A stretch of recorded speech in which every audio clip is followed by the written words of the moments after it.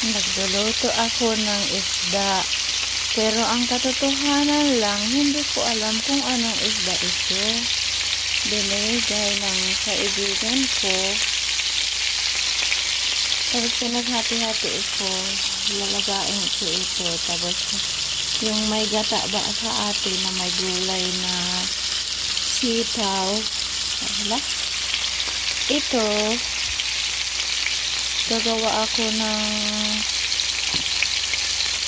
yung may cabbage na ang tawag ba yasai itami sa Japanese. Pero itong isa, itatabi ko lang para may kakainin ako sa susunod. Pero hindi ko alam. Anong isla ba ito? Ito ba yung tinatawag sa ating sanggengge?